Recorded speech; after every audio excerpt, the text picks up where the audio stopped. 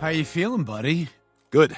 Nervous, but strangely excited. I haven't been totally honest with you. I was never neutered. But you're about to be.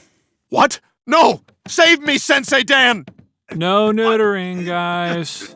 Hey there, Family Guy fans. Today we're counting down the top 7 moments when Brian got what he deserved. Let's jump right in. Number 7, euthanasia. Stop! That's my dog! Brian marries Jess out of pity, who is battling cancer. However, he quickly regrets it because he finds her annoying. Brian, did you hear that? Mm-hmm. Stewie, I've got to get out of this. Sorry it took us so long to have dinner together. Oh, that's okay. You were busy being dead. Did you warn this guy when he married you? He also married your friends? I love his laugh. He even considers faking his own death to end the marriage. Yet Peter convinces him to stick around and support Jess. I can't take it, Peter. I thought I could marry Jess, but it's awful. I can't live this way. Hey, relax. You're married now. You don't have to worry about nothing. Everything's done for you. Things get complicated when Brian becomes lazy and overweight, and Jess has to take care of him. When Brian dislocates his hip, Jess decides to end things by dropping him off at the dog pound and making up a story about a hip replacement. Goodbye, Brian. You mean, see you soon, right? Wait, why won't I need my collar? Where do you think you are? This isn't a doctor's office. This is the pound. You're being euthanized. What? Jess is having me put down? Oh my God, this can't be happening! Did you also eat a kid? It might seem harsh, but Brian did try to be a good husband even though he didn't love Jess. He showed compassion and apologized, expressing his genuine wish for her happiness. Brian's situation is a mix of bad luck and revenge from Jess, but thanks to Peter's intervention, he avoids a tragic fate. Please, it can't end like this. There has to be something I can do. Well, for $200, I'll strangle you with my bare hands and stare into your eyes as you die. What? I'm not paying for that. I meant I'll pay you. Stop! That's my dog! Oh, Peter, thank God! You got here just in time. You want to make $200? I do. It's beautiful! Number 6, chained. Brian got himself into a big problem by having a secret relationship with Tori, who's married to Vic. Oh, come on. I won't have to watch this. When Vic unexpectedly came home, Brian tried a strange move to hide. He pretended to be the family's new pet. Oh, crap. My husband's home early. Wait a minute, you're married? And he's here? Now? Yeah, that's him. You've got to get out of here. He's really jealous. I think he's bitter because he never got the credit he deserved for killing Osama bin Laden. Your husband's a Navy SEAL?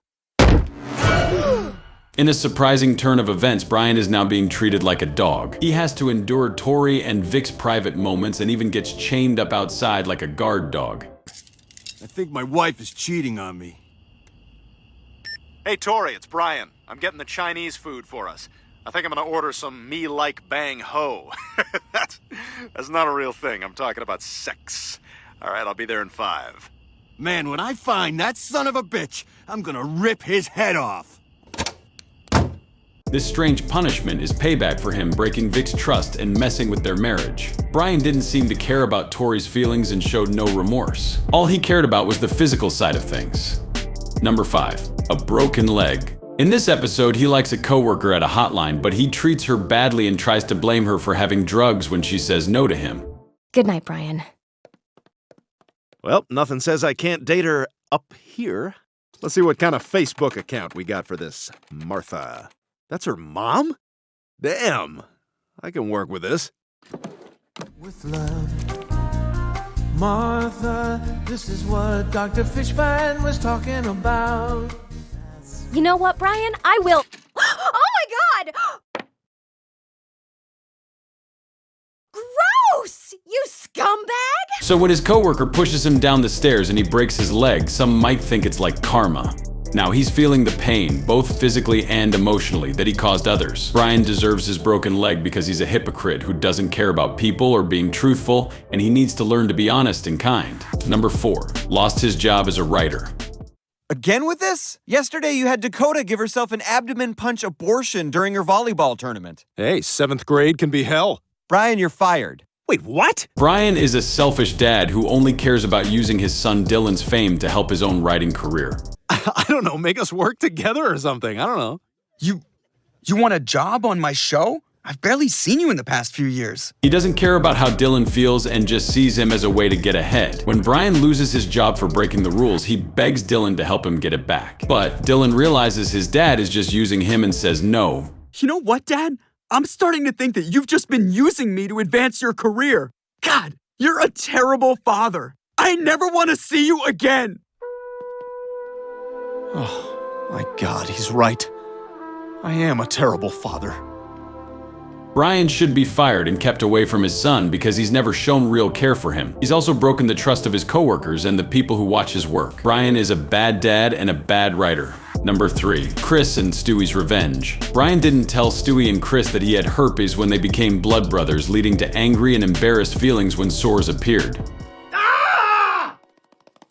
You son of a bitch, you gave me herpes! What? What are you talking about? When we swapped blood! Look at my lip! It's a disgusting herpes sore! In retaliation, Stewie and Chris mess up Brian's date, hack his Facebook, and take his car.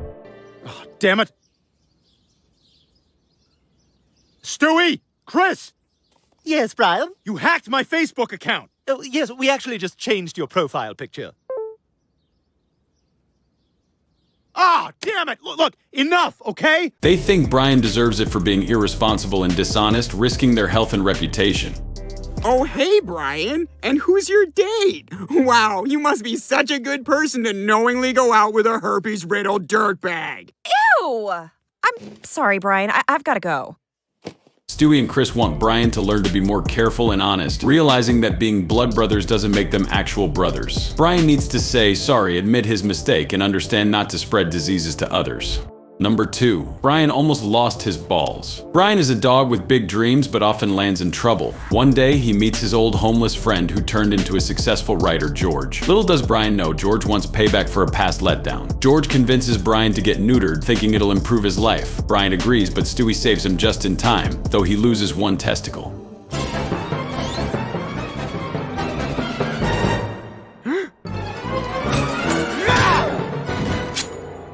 Stay back! Stewie, you saved me. Oh, well, almost. What is it? Oh my God, they got one! This teaches Brian about being selfish and helps him appreciate his family and friends more. Seeing George doing well without him makes Brian rethink his own life. Now, number 1, Brian's close call with the protein shake plot. In an attempt to make some money, Brian and Stewie consider investing in a protein shake company. However, they discover that the shakes are made from unusual ingredients, including dog meat. Brian? I think I know why it's so cheap. They're made of dog meat. Oh my God, look at all those poor, sad dogs! Stewie wisely backs out, but Brian, driven by greed, decides to go ahead with the deal. You still want to invest in this? You can't be serious! Sorry, Stewie. Wall Street is a people-eat-dog world. Everyone knows that. Oh my God! Unfortunately, his lack of foresight leads to him being kidnapped by the company to be used as a source of dog meat for the shakes. Can't believe I might die like this. I always thought I'd go the way all dogs dream about. Slowly and at great inconvenience to my owners.